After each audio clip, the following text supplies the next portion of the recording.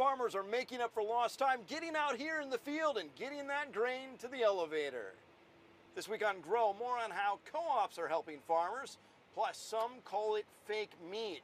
More on how new alternatives should be regulated. And Garth Brooks and the president. Nebraska FFA kids return from a national convention to remember it's time to grow.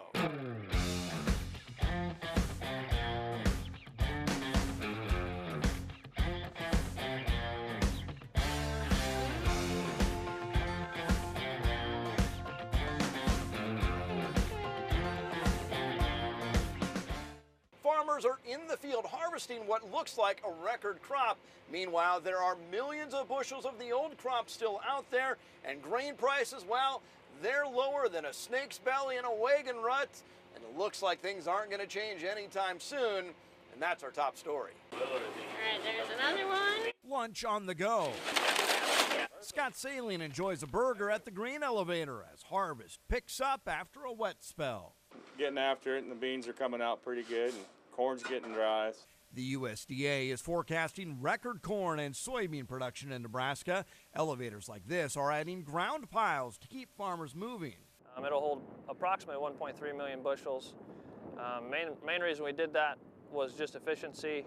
At the same time, there are tens of millions of bushels of the old crop still in storage as merchandisers look for markets. They're very tough right now, but we're definitely doing our best to continue every day to try and find outlets for our farmers so that we can move them into profitable markets.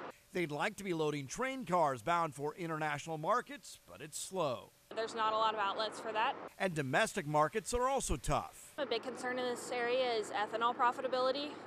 Ethanol is, as a whole, having a hard time staying in the black. The staff at Aurora Cooperative hopes the president's directive on higher ethanol blends results in more corn being used locally. We're trying to do our best, so that's why we as a company, we support ethanol. Ethanol is good for our country. And while they look for markets, they're moving that grain quickly so trucks can get back to the field. And they're rolling hard. We wanted the farmers to be able to keep their hours going, you know, and our policy is our lights are on till yours are off. And speaking of E15, Nebraska ethanol plants want to level the playing field with even higher blends. In response to a proposed rule from the EPA on greenhouse gas emissions, the trade association known as Renewable Fuels Nebraska provided comments. RFN urges the EPA to approve high-octane fuels using 25 to 30% ethanol in the blend. RFN says the current incentives are skewed towards electric vehicles and away from alternative fuels. And then there's the battle over E15. Even with the president's directive, farmers are gearing up for a fight with a public comment period coming. Nothing is better than have individual growers write in and comment, because people actually take a look at that instead of just one great big mass group petition signing, you know, where there's individual comments makes a big difference. Nebraska grain buyers see production up close. White corn grain buyers from Mexico recently traveled the Midwest, including Nebraska. They wanted to see farms and elevators. The Nebraska Corn Board hosted the visit. Given the issues over trade, the chairman of the Corn Board said they want to answer questions buyers may have and show appreciation for their business. The Mexican team includes senior procurement staff members from a major Mexican corn flour and tortilla manufacturing company.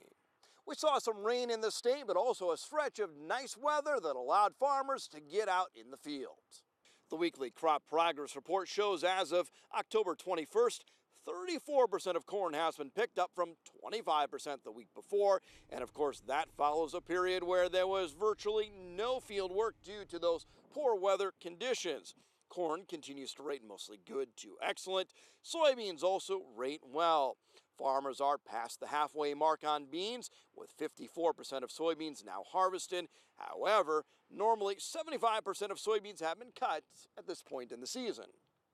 Yeah, moods were not very good there for a while because all they wanted to do was combine, and they just couldn't. It just rained every time they turned around. So yeah, it's nice to see that the progress that's going on, and guys are going after what they want. 92% of winter wheat has been planted and 83% of the crop has emerged. The USDA says there were 5 days suitable for field work in the week that ended October 21st. That compares with just 1 day suitable for work the week before. Now to politics, the subject of our most recent poll question. You think Congressman Adrian Smith should keep his job in the #1 congressional district for agriculture. Around 75% of those weighing in say they support Smith. Opponent Paul Theobald gets about 10% of results. Keep in mind, this is not scientific, and we will know November 6th what the voters think. Later, we're going to learn about so-called fake meat. We want to know, who do you think should regulate these new alternative products that some call clean meat or cell-based meat and others call fake meat? Should it be under the purview of the USDA like meat that comes from animal agriculture, or should this be considered a new food technology and regulated by the Food and Drug Administration? Follow GROW on Twitter to cast your votes. A local NRD lifts temporary irrigation restrictions. The Central Platte Natural Resources District has lifted the 180-day temporary stay on new wells and new irrigated acres at its monthly board meeting. The stay was implemented to update the rules and regulations for the fully and over-appropriated area of the district. During that temporary stay, the acre transfer tool was updated and new depletion numbers were implemented. The new numbers were determined using the co-heist groundwater management model. The lift, along with the new rules and regulations approved in September, will be effective Thursday, November 1st. Every month is Pork Month for Nebraska's pig farmers. As October ends, it brings Pork Month to a close. The Nebraska Pork Producers Association started in 1961 and has been working to produce a safe, affordable, and sustainable product. You may not know pork is the world's most widely eaten meat, ahead of chicken and beef. Local farmers have been busy raising pigs for this world market, sending 27% of Nebraska production last year to other countries. In Nebraska, we have more pigs than in the past 20 years. This growth means that it's positive local economic development. Nebraska now boasts more than 14,000 jobs in pork production, generating $772 million of personal income. Pork producers are proud to add $1.14 billion of value to our gross state product, and they say the next time you order bacon for breakfast, put that Easter ham on the table, or throw a rack of ribs on the grill, they ask you to remember all the hard-working farm families that are there every day of the year so we can all enjoy a safe, sustainable, affordable, and yes, a tasty product we call pork.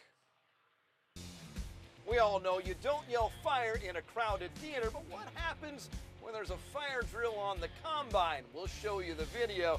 Next, we hear from the candidates for U.S. Senate.